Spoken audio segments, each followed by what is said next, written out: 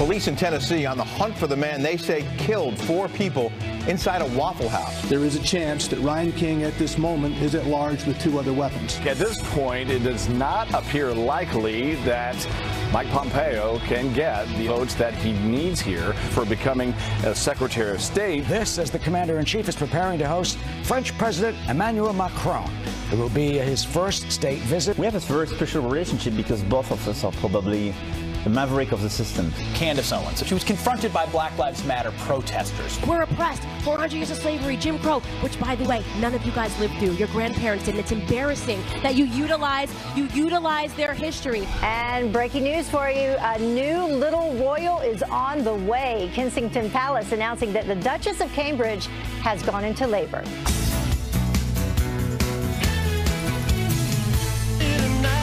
We're just getting warmed up, just getting started, already fired up. Yeah, this party ain't I hope we're only getting started because we are only getting started. This is the new Jason Aldean. Yes. Put in just for you, Brian. Wow, fantastic. Weeks ago. Hi, everybody. Welcome to Fox and Friends, live from the mezzanine level of the Studio F right here in the midtown of Manhattan.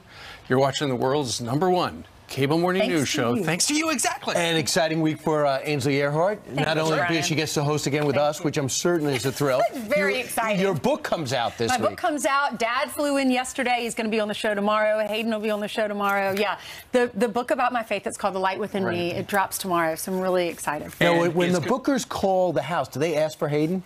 And like to book her for a segment? I know. No. Little card for her? Brian, nobody calls anybody. It's all a text. That's true. I didn't know. That's true. I'm still using the telephone. She's watching Peppa Pig and hands me the phone. Mama, you got a text asking me to come on. So a big week for Ainsley and us and you as well. And we start the week with a Fox News alert.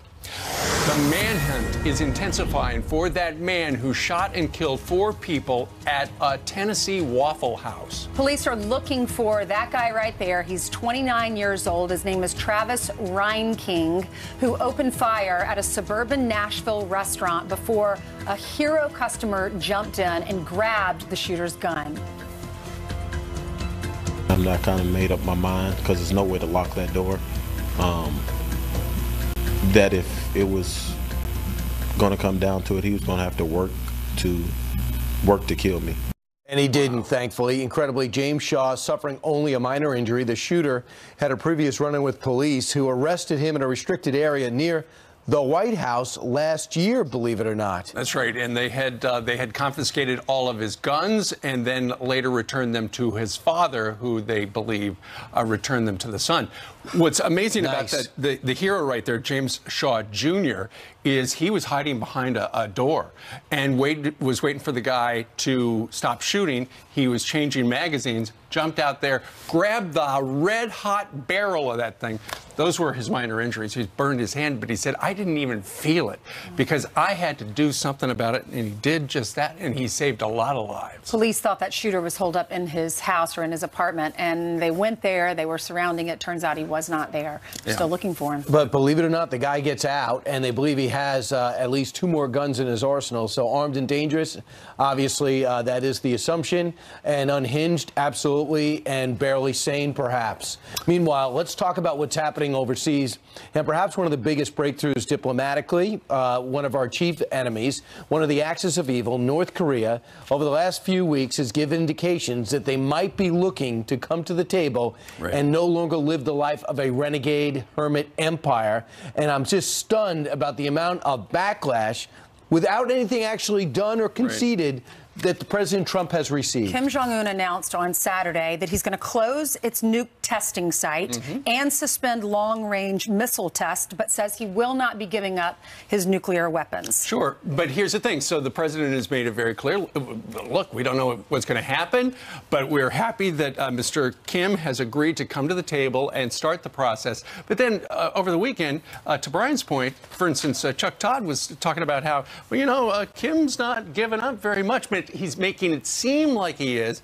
And so that prompted the President of the United States, who was down at Mar-a-Lago, and he had a smartphone to start tweeting. He tweeted this: "We are a long way from conclusion on North Korea, but maybe things will work out, and maybe they won't. Only time will tell. But the work I am doing now should have been done a long time ago." Obviously, he's talking about past administrations. And then he took a shot at TV talking heads. Also, he also brings up, we will tell North Korean leader Kim Jong-un during the upcoming summit that economic sanctions relief will not happen unless the country dismantles its nuclear arsenal. So anyone who says we've already given in and we've already shown them, no, we're going to talk right now, and they have halted missiles. By the way, even if we didn't talk, you know what today is? The beginning of North Korea, South Korea leaders talking about an armistice, ending the Korean War for the first time. Yeah, well, he's just saying, our president is saying, listen, we're very wary of making these upfront concessions. You want give and take right. Already. We haven't even sat down yet. He said North Korea's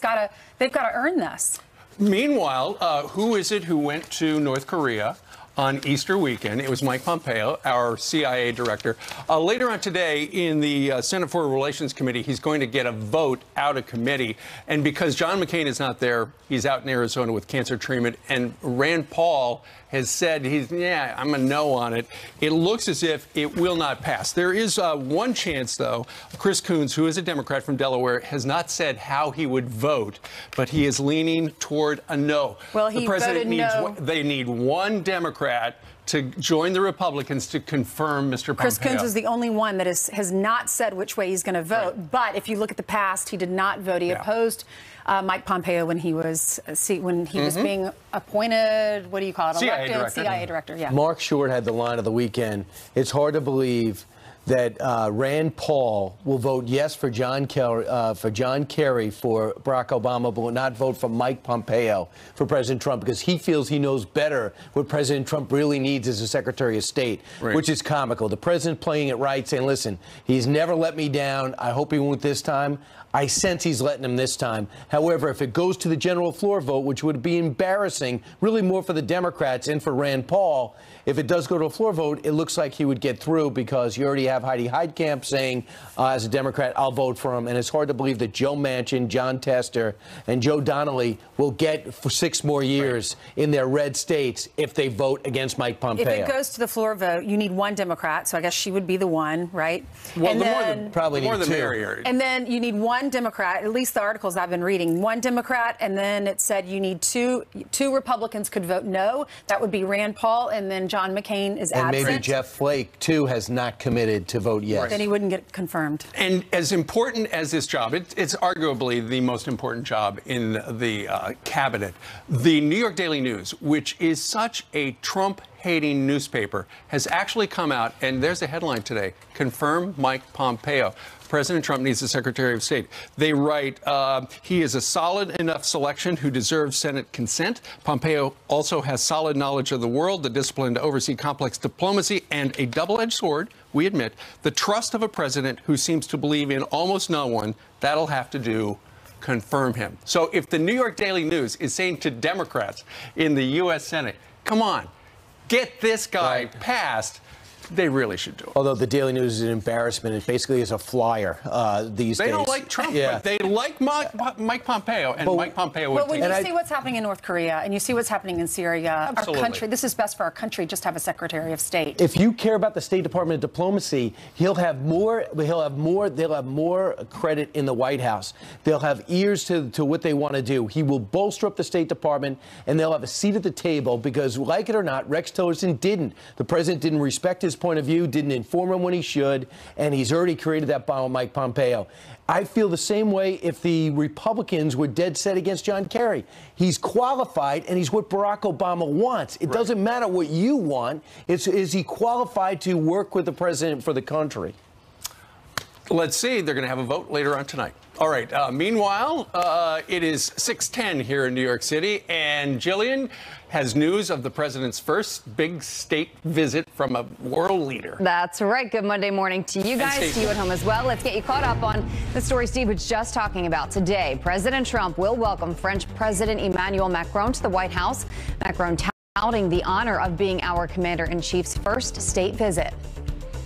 We have a very special relationship because both of us are probably the maverick of the system. We are not part of the classical political system. The two world leaders set to have major talks on North Korea and the Iran nuclear deal. Tonight, they will dine at George Washington's home in Mount Vernon ahead of the official state dinner tomorrow. The first members of that migrant caravan have arrived at the American border, and more are on the way. The caravan originally had more than 1,000 migrants. It has shrunk under pressure from Mexican authorities and American troops. The migrants are comprised of citizens from several countries, including Honduras, El Salvador, and Guatemala. Barbara Bush's gravesite at her husband's presidential library at Texas A&M University will be opening to the public today. The couple's daughter, Robin, is also buried there. She was 3 when she died of leukemia. The Bush family now sharing these touching photos from the private burial ceremony. Hundreds of family and friends, including the Texas A&M University Corps of Cadets, lined the streets. Look at that. The Duchess of Cambridge has gone into labor. Here's a live look at St. Mary's Hospital in London, where Kate Middleton checked herself in overnight. This baby will be the 5th in line to the throne, following behind brother Prince George and sister Princess Charlotte. Folks have been camping outside the hospital for weeks just to get the first glimpse at the new royal. And when that happens, we will let you know. I just want to know, will there be a town crier? Yes, as was there for the will first, is it just for the first one, or is it for, like, if she has 6 kids, you get 6 town criers? I'm sure you do. Yeah, you know, if she wants to have a crier. Right. But if you remember, the town crier was a stunt.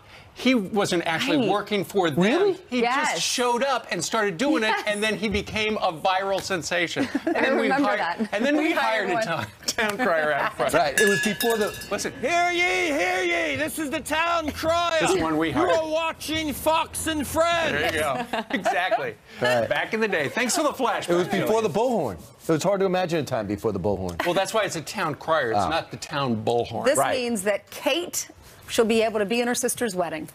That's right, which you will be attending. Yes, we are the going. 19th day of May. Are you in the bridal party? I am not. I did not get an invitation. You don't I know. will be from a rooftop. Sometimes it's a wild card. She is from the broadcast party. The Joker. All right, let me tell you what's coming up next. Remember the police commissioner who sent this warning to MS-13? MS-13 wants to threaten a cop in this county. MS-13 is going to get an answer. Yep, his department just launched a new offensive against this ruthless gang. He joins us with the results next. And she's blamed everything from James Comey to Vladimir Putin to Netflix. Now Hillary Clinton has a brand new excuse for losing the election. Listen to this. The mainstream political coverage was influenced by the right-wing media ecosystem.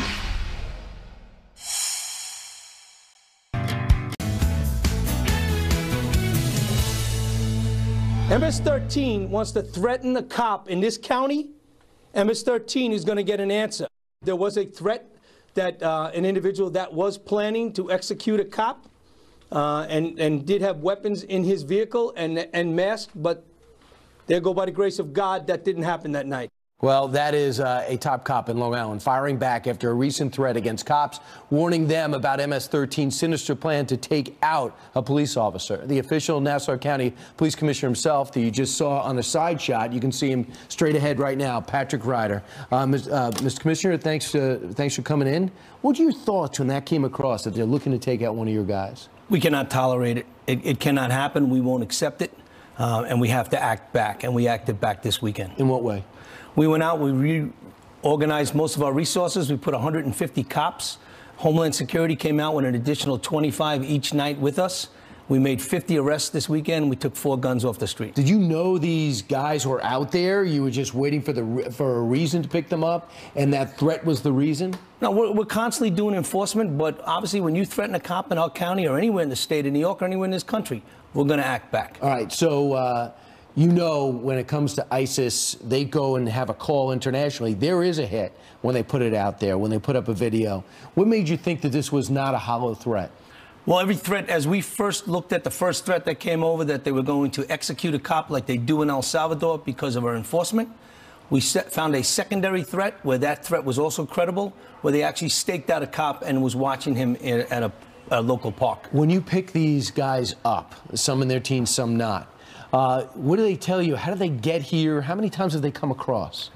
Well, many of them have been deported already and have come back a second time. We made one arrest this weekend. An individual had been deported twice. When we grabbed him, he was wanted down in Prince George, Maryland, for attempted murder, robbery, kidnapping. He had been deported twice and also intimidating a witness. So when you look at these MS-13, you got to stop them from getting here. That's the key. Once they're here, then the hunt is on, because they have jobs, they actually earn money, and they use that money for horrible causes. The more brutal the crime, the more brutal the murder, I guess the higher up they move within the organization. What do you say to people who in communities that have these sanctuary policies that become a magnet for guys like this? You just have to look at the violence. And, you know, there's a lot of hardworking people in our Latino communities that come here and want to go to work. This small percentage of this MS-13 and these gang members, they cannot be tolerated. And if you allow them into your society, they're going to bring violence. What has changed over the last 18 months since his president started making MS-13 part of our vernacular? It's the enforcement has been up. We're getting the support that we've always needed when it goes after going after gang members. You want to make sure that you're backed up by your local politicians. In Nassau County, we are. And, of course, now in our country, we are. When you have that threat go out and they say, we're going to look to take out a cop, what is it like being one? Obviously, you get upset right away. Your emotions take over. But then you look at it and you say, OK, we got to go at this the right way. We don't want to offend the entire community. We want to go out and we want to get the gangbangers out and make sure that the community is safe. How long does the full court press go on? It stays on for a while until we get that we feel that threat is no longer credible and the individuals who made it are identified, arrested, and prosecuted. I know when I was able to do a ride along with the gang unit, they feel like Washington has their back. Yes, that's true. Washington does, and of course out in Long Island, our politicians do also. They protect our cops. They want our cops. They're the first line of defense. If we don't back them up, then we give up the war. A lot of times these gang members are in working class communities, and they often feel like they're the most vulnerable, so they're taking advantage of it. And I don't know how they end up there, but that's another story. Patrick Ryder, Nassau County Police Commissioner, thanks so much. Best of luck. My pleasure. Stay Thank safe. you. Great to see you. Thank you. All right, 10 minutes before the bottom of the hour. A body armor company taking the term Made in America to heart. Todd Pyro will take us inside their factory. That story's next. Why does Made in USA matter to you? Pride. It's made in America. It's creating American jobs. 6:24 in New York City. We start with some headlines and a Fox News alert. Overnight, an ISIS follower and only surviving terrorist in the 2015 Paris attacks found guilty of a shootout with police in Belgium. That leading to his arrest for the attacks that left 130 people dead. He will be tried for the Paris attacks separately. And 57 people now confirmed dead in an ISIS suicide bombing in Afghanistan. The blast in Kabul also injured more than 100 at an election center. It is the most serious attack yet on preparations for elections, which are scheduled for October. The body armor company RMA Armament has truly taken the term Made in America to heart. Indeed, all of the company's products are made right here in the US of A, from raw materials to putting it all together. Todd Pyro got an inside look, and he joins us now. Hey, Todd. Good morning, Ainsley. Good morning to you, Steve. President Trump even recognized their commitment to American ingenuity at the White House this past summer. And I got the chance to sit down with the founder and CEO, Blake Waldrop, a former Marine and a former cop, who gave me an inside look at his Iowa factory. And we even got a chance to put his armor to the test. Not bad. Except the one that you missed up there. Sorry, you can see the damage. If that was a human torso without the armor, that's what damage it would inflict. You live? You die. Why armor? Because I lost a friend in Iraq on New Year's Day, 2005. Brian's death got me into making a better product. So we have a proven product that's significantly stronger than everybody else's in the United States. So it's a segmented strike face in ceramic that we use for the plates. So basically what that means, if a bullet hits your armor, the rest of the armor still works. Hit somebody else's armor, that piece is more or less done if a second bullet were to fly. Yes. So it spider webs the whole plate. With ours, it does not. Now, we're not going to demonstrate on me because there are rules against that. Yes. But I get shot right now, almost any bullet, this thing's going to stop it. It will stop it, yes. President of the United States. Yes. Comes and singles you out. Tell me about that day. It was like a complete whirlwind of experience. You know, again, we're pretty humble down here, you know, and to be invited to the White House, it's an honor. It's a huge honor. The president comes in. He actually sized me up and down. He looked, because I'm a big guy, sized me up and down, and he gave me an extra hard handshake when he stuck his hand out. So I gave it right back to him. I mean, the president's an alpha male. Being recognized by the man that sits in the Oval Office is tremendous. I don't think I'll be able to top that experience. So this is where you make the product that saves lives. How do you deal with the responsibility that the armor that you sell is literally keeping people alive? It's a huge responsibility. It's got to be perfect. We screw up here in the slightest fashion, and in any stage of the manufacturing, somebody dies. We're in the business of saving lives. And obviously, there's a reason you're doing this? Yes, because law enforcement's our #1 customer base. Me being a former cop, this is what we do. We back the blue, proudly. What does it mean when you see these departments that have put their trust and faith in you? They trust me with their lives. It's an honor, it's an achievement, it's also humbling, all wrapped into one. The name RMA, everybody thinks that has something to do with being tough and being imposing. It's actually the most cute and adorable story. So my girls, they soften your heart. So Renee, Megan, Alexis, RMA. It was very, very simple. You could probably make your product way cheaper overseas and make a much bigger profit. Why does Made in USA matter to you? Pride. It's made in America. It's creating American jobs. Yeah, we could probably make a ton more money if we had it.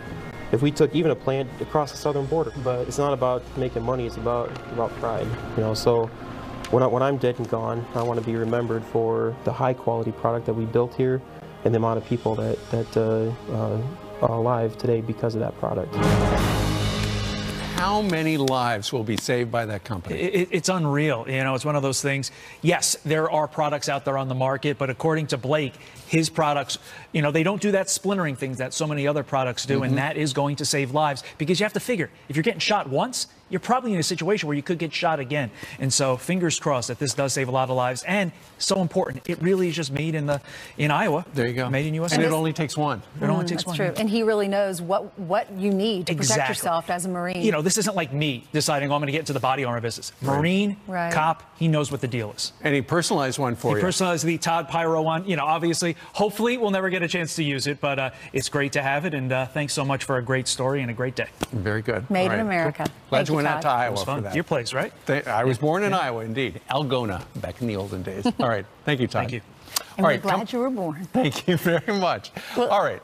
In other news, it's a story that sounds too crazy to be true. A college outdoors club told that they can't go outside because it's too dangerous. But it's an outdoors club, right? Yes, seriously. Okay. Stay tuned for that. Plus, it's a battle of the Intel chairs. Congressman Adam Schiff and Devin Nunes going back and forth over sources in their Russia probe.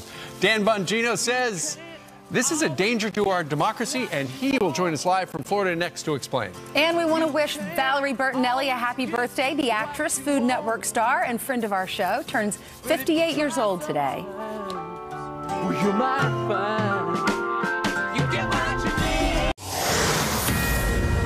need. We are back with a Fox News alert. The state of Tennessee is on edge. Police and federal agents frantically searching for the man who shot and killed 4 people at a Waffle House.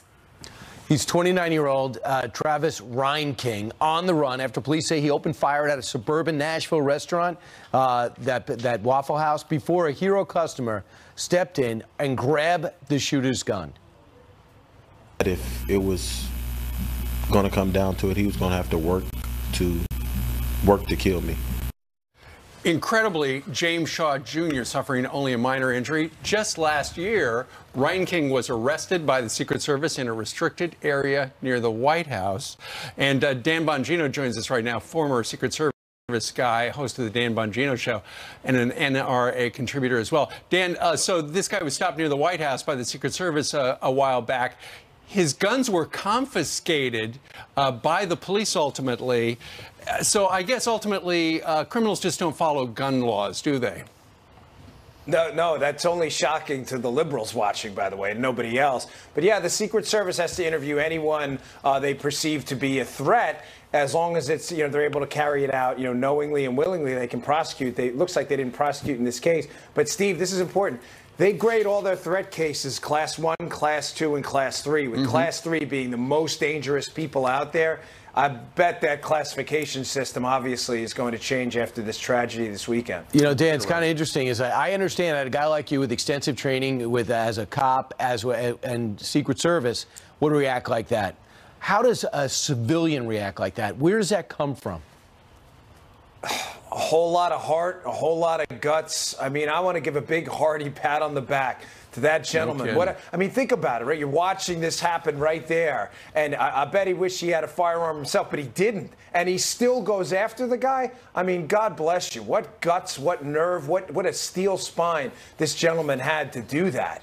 That's right. The guy said, and there's the picture of James Shaw Jr. He said that if the guy was going to kill him, he was going to make him work for it. And after he took that picture, he was in the hospital, and then he went home, he changed clothes, and then went to church with his family. Yeah. To pray. He's a hero. God bless this patriot. All right, let's talk about the battle of the Intel chairs. You have the House Intel Committee. Everyone knows Devin Nunes is a Republican. He is the chairman. And then you have Adam Schiff. They're always going back and forth. And over the weekend, back and forth on the intel that led to the Russia investigation. Here is the House Intel chairman, Devin Nunes, talking. This is his side of the story. Listen to this. It took us a long time to actually get this, what's called the electronic communication. As we know it now, what that is it's the original intelligence, the original reasons that the counterintelligence investigation was started. Now, this is really important to us because a counterintelligence investigation uses the tools of our intelligence services that are not supposed to be used on American citizens. We've long wanted to know, well, what intelligence did you have that actually led to this investigation? What we found now, after the investigators have reviewed it, is that, in fact, there was no intelligence. That is a bombshell. Dan, there was no intelligence. It was just, and so that makes it look more and more politically motivated than ever before. Steve, I was salivating to get on the air to talk about this at 6:30 in the morning. Guys, if you do anything, the viewers out there, today, go and watch that Maria Bartiromo interview. Watch it. It's about 10 minutes and 30 seconds long. I've watched it now 4 times. There's not one, not two. There's about 5 or 6 bombshells from Devin Nunes in there. One of them you just played. Think about what he just said. Process this, ladies and gentlemen. Horse blinders on. He just said that the most destructive counterintelligence spying operation in modern U.S. history against a presidential candidate and potentially a sitting president was conducted with, look at this, visuals here, 0 evidence. 0.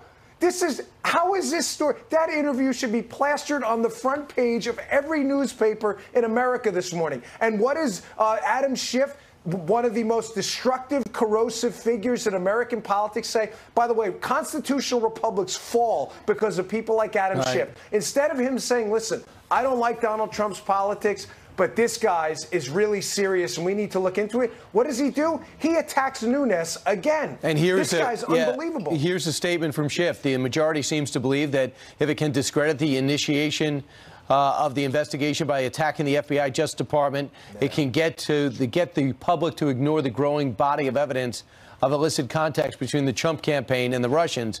This approach is as disingenuous as it is destructive to our institutions. Doubling down. But Brian, this guy is a police state tyrant. Bottom line, the investigation discredited itself. They just produced the EC, the electronic document, communications document, which describes how it started. This is an FBI document. Think about what Nunes said. There is no intel in there. Right. I mean, do you believe this? This is a major league bombshell. And then when you couple that with the fact that James Comey, he leaked the confidential or top secret stuff to his pal so that it would wind up in the New York Times to get a special counsel, it looks like there was animus at the highest levels of our federal government to try to destroy Donald Trump. Steve, you just brought up a great point. He leaked information when he could hurt Trump to his buddy, but then he hid the investigation from Congress for 8 months when he was supposed to be briefing them quarterly on it. He hid it. He's on tape acknowledging they hid it from Congress. This is unbelievable. That interview is a must-see. Right. And a side note, Papadopoulos has told friends that when he was talking to that professor, Mifsud, he said, I was talking about the 30,000 that were deleted off her server. There's no collusion. It was a casual conversation. And Vasilevskaya, who did the interview who went up to Trump Tower famously and talked to Don Jr. and Kushner and others, says he goes, nobody from the Mueller campaign has even talked to me. He goes, I'm willing to talk to them. How could you do an investigation without even talking to me? And they are, and they haven't. Brian, the Trump team was set up. It is obvious. Everybody who contacted the Trump team has a connection to Fusion GPS or the Clintons. Everyone. This was a setup. It's obvious if you look at the facts here. I was a former criminal investigator. Look at the facts. This is unbelievably disturbing stuff. And Dan Bongino has been saying the president was framed from the get-go. Dan, thank you very much for joining us today from Palm City down in Florida. And Dan, of course, woke up his entire family when he did that because he gets up there in the morning. Room. Right. Jillian, please whisper because his family's still up, okay? Okay, let's get you. All right, you know what? Go full voice. What the heck? Okay, thank you very much. As long as you say it's okay. They put their lives on the line to save others on 9/11. Now those heroic first responders are being targeted by scammers. They're posing as employees of the September 11 Victim Compensation Fund, which benefits people with health issues caused by that attack. Authorities say they're calling up survivors, requesting personal information to help with claims. Congress is asking the FTC to investigate the scam. Failed presidential candidate Hillary Clinton adding one more excuse to her growing list of what happened: the media. The mainstream political coverage was influenced by the right-wing media ecosystem. Relentlessly negative news has had a leveling effect that opens the doors to charlatans. While speaking at an event in New York, Clinton added that the political races since she lost have been more fairly covered. Don't go out there, it's too dangerous. Penn State administrators banning the student-led outing club from going outside. University officials saying camping, hiking, canoeing, they're just too risky for students, forcing group leaders to shut down outdoor trips next semester. The outing club is a 98-year-old organization, one of the longest-running programs on Penn State's campus. Let's look at your headlines. So no hiking, no canoeing for you guys, none. It's scary outside. Stay in your house where you're okay. Camp in your living room. That's nuts. Of America. Although that was fun, like a fort, a tent in your living room when you were a kid. When you're 4. Yeah. All right. Jillian. It's 42 after the top of the hour. Still to come, Jonathan Turley, White House Press Secretary Sarah Huckabee Sanders, and Utah State Representative Mike Kennedy running against Mitt Romney for Senate, and they're all here. Plus, Democrats have a bold plan for 2018, embracing socialism. Stuart Varney calls himself a refugee from socialism. We saved him, and now he can move up and down through society. There is no safety net. So bring on the sunshine, to hell with the red wine, pour me some moonshine. Book now at choicehotels.com.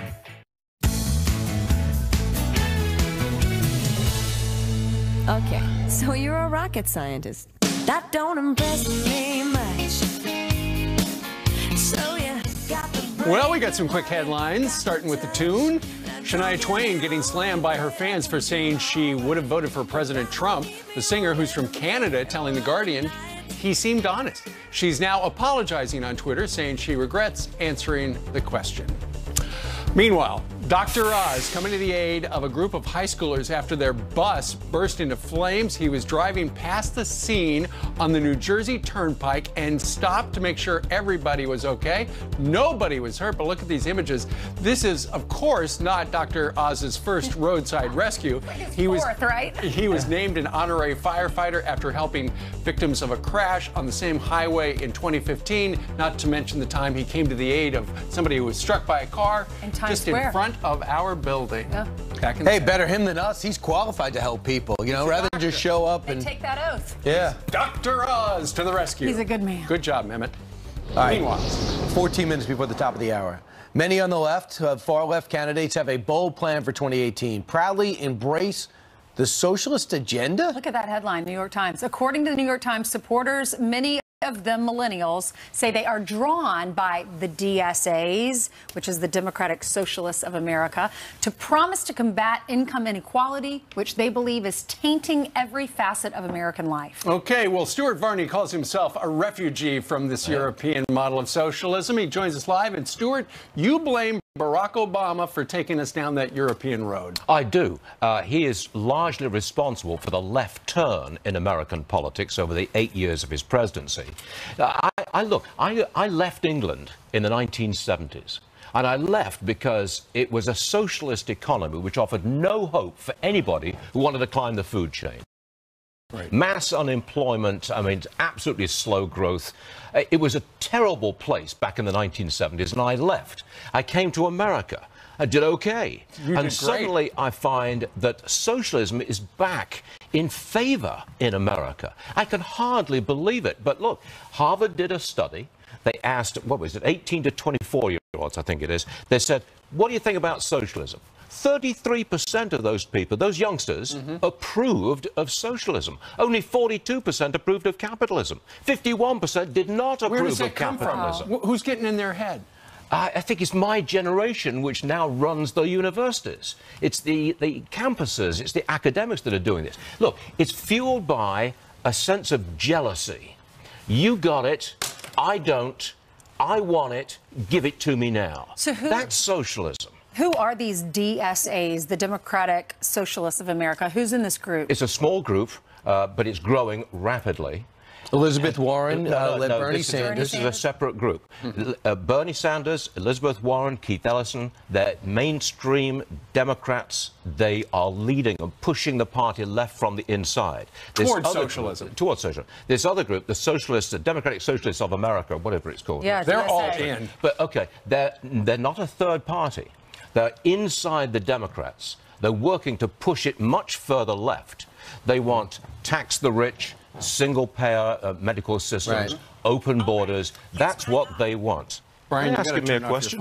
Yeah, I don't know. Siri asking me a question. Yes, you must have triggered something on my phone. I am a refugee from socialism. Get that, lady. Right, okay. You're a refugee from Syria. Okay, Google. But look, it's very troubling when you've got a major party shifting way over to the left towards a policy which absolutely does not work. Watch Stuart Varney from 9 to noon on FBN. Stuart, great to see you. Thank you very much. Company. Good to be back. Good to see you. Thank you. Stuart. Meanwhile, straight ahead, James Comey just released his books on ethical leadership. But what about his ethics? Law professor Jonathan Turley has the answer to that coming up. And he could be the #1 pick in this week's NFL draft. But first, quarterback Sam Darnold is stopping by Fox and Friends with a special guest, his mom. They join us on the couch in a matter of moments.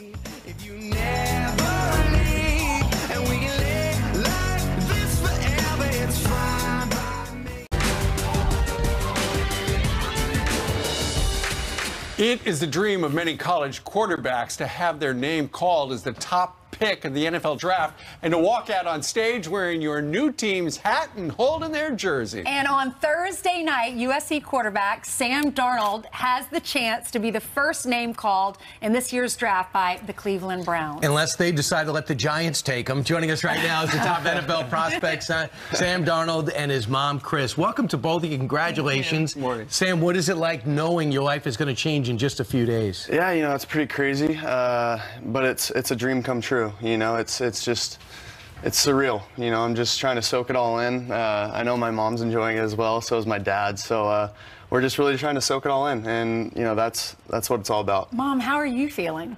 I'm good. I'm so proud, you know, and beyond proud, and I have been ever since I had him. So. It sounds like you're the motivation, though, because your son wound up playing football. Your daughter wound up, she's at the University of Rhode Island? Yeah, she's coaching volleyball? there now. She played 4 years, and now she's a grad assistant, getting her master's in coaching. All right, what do you do as a parent? Because we would all love our kids to enjoy a sport and be so good at something. Oh, my goodness. I think my husband and I both have just always encouraged our kids to have fun.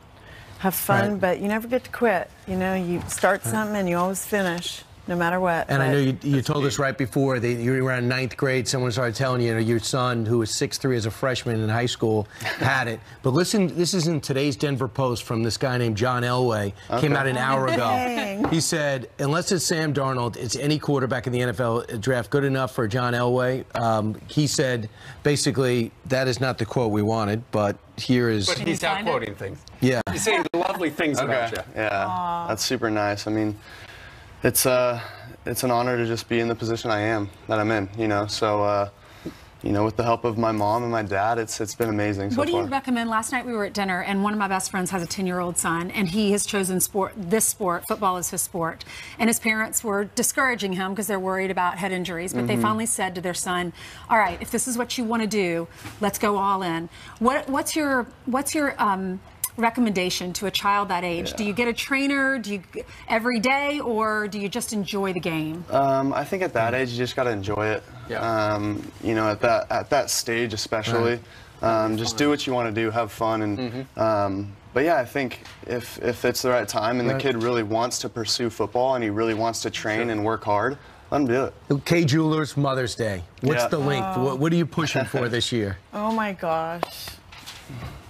I'm so proud to be here and representing K Jeweler too, through Sam, and I can, he's been beyond anything a mother could ever ask for. But I think there's a surprise that we have. Yeah, I mean, just being here with K Jewelers, getting ready for draft day and Mother's Day, I got a little surprise for my mom. She's probably gonna lose it a little bit, but can we behalf show? of K Jewelers, yep.